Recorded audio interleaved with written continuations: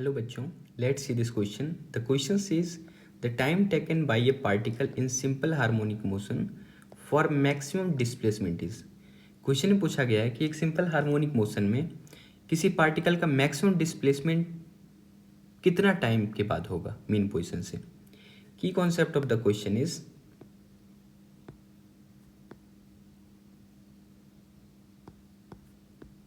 First की concept of the question is general equation of SHM.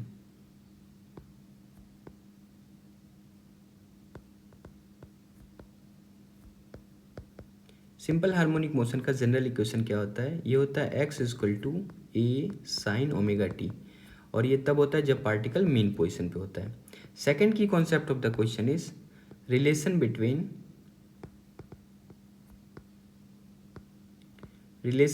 Phase difference को मैं phi से represent कर रहा हूँ एंड ओमेगा, और ये रिलेशन होता है phi equal to omega t.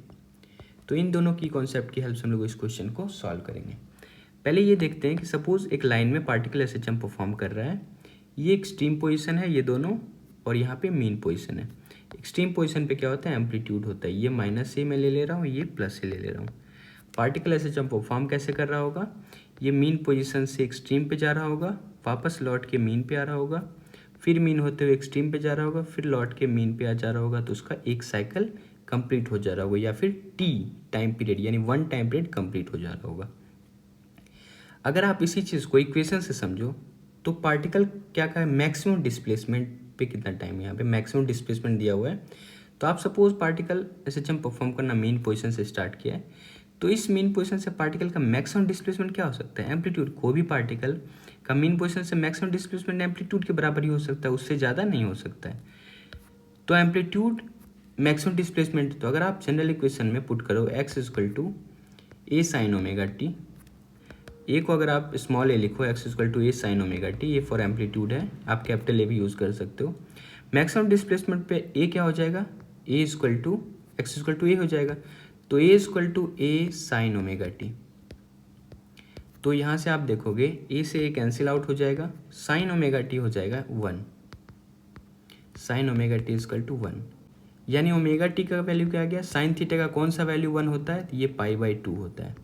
तो ओमेगा टी का वैल्यू पाई बाई 2 होता है, पाई बाई 2 हो गया. अब फाई और ओमेगा टी में क्या रिलेशन होता है? Theta equal to omega t. तो अगर आप यहाँ पे ओमेगा को टी के टर्म में लिखो तो ओमेगा इक्वल टू क्या लिख सकते हो? 2 pi by t, 2 pi by time period into small t, जितना टाइम लग रहा है, is equal to pi by t, pi by 2. तो यहाँ से क्या होगा? 2 पाई से पाई चला जाएगा, टी इक्वल टू हो जाएगा.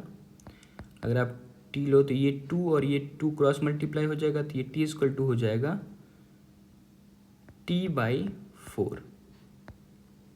सो टाइम पीरियड का 1/4 पार्ट लगेगा पार्टिकल को मीन पोजीशन से मैक्सिमम डिस्प्लेसमेंट दूरी हो जाने पे. इसमें एक कंडीशन और हो सकता था कि सपोज ये पार्टिकल यहाँ से यहाँ गया, फिर लौट के आया मीन पोजीशन में, वापस यहाँ गया, तो ये भी मैक्सिमम डिस्प्लेसमेंट हुआ. तो अगर आप इसे करोगे तो एक्चुअल में 3t/4 आएगा. तो दोनों ऑप्शन करेक्ट है.